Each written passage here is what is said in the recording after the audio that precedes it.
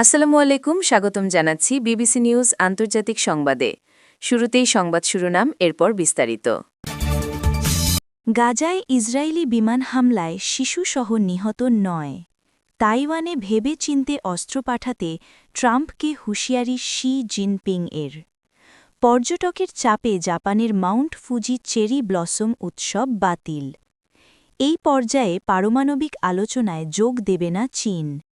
দর্শক, এতক্ষণ শুনছিলেন সংবাদ শিরোনাম। এখন বিস্তারিত।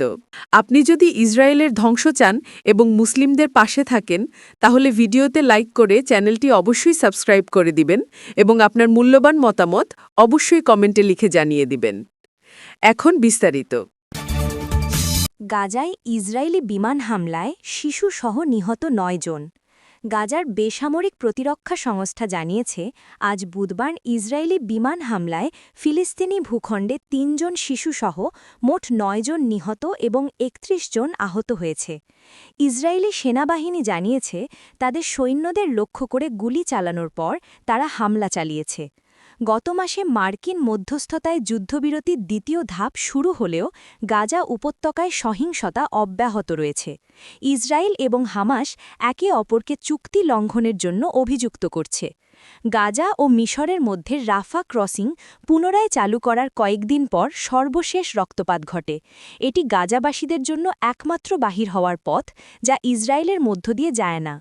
হামাস কর্তৃপক্ষের অধীনে উদ্ধারকারী সংস্থা হিসাবে কাজ করা বেসামরিক প্রতিরক্ষা সংস্থা জানিয়েছে, ইসরায়েলের ধারাবাহিক হামলায় ৯ জন নিহত হয়েছে এবং কমপক্ষে ৩১ জন আহত হয়েছে।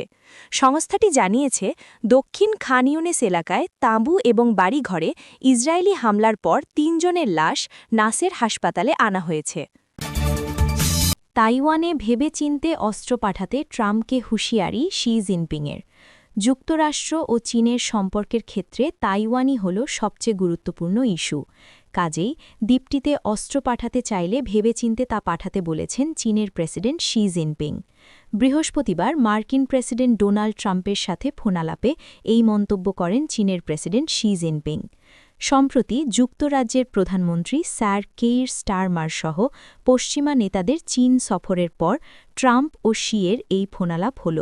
ফোনালাপে শি বলেন, স্বশাসিত দ্বীপ তাইওয়ান হল চীনের ভূখণ্ড এবং দ্বীপটির সার্বভৌমত্ব ও আঞ্চলিক অখণ্ডতা রক্ষা করবে তার দেশ।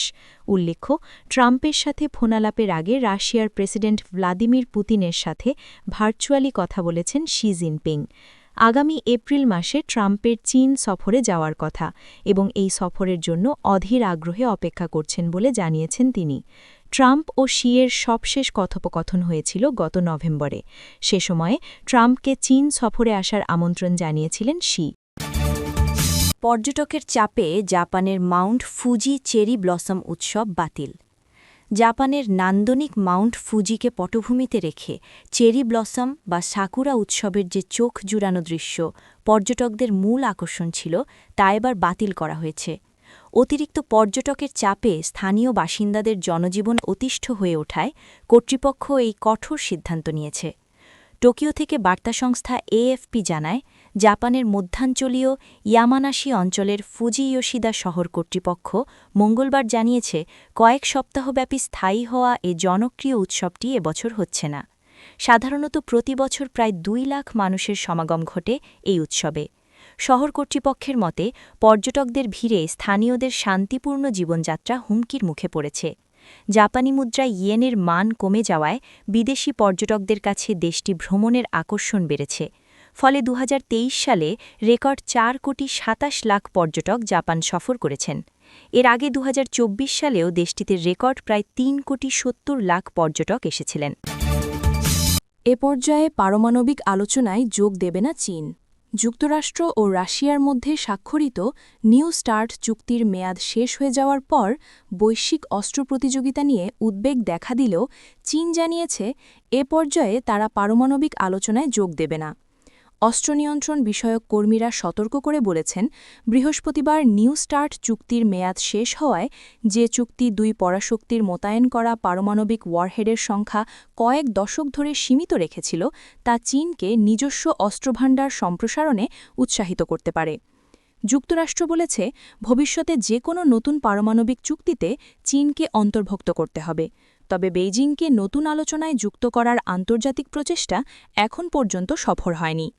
চীনের পররাষ্ট্র মন্ত্রণালয়ের মুখপাত্র লিন জিয়ান এক সংবাদ সম্মেলনে বলেন, চীন সবসময় মনে করে যে অস্ত্র নিয়ন্ত্রণ ও নিরস্ত্রীকরণের অগ্রগতি অবশ্যই বৈশ্বিক কৌশলগত স্থিতিশীলতা বজায় রাখার নীতির সাথে সঙ্গতিপূর্ণ হতে হবে।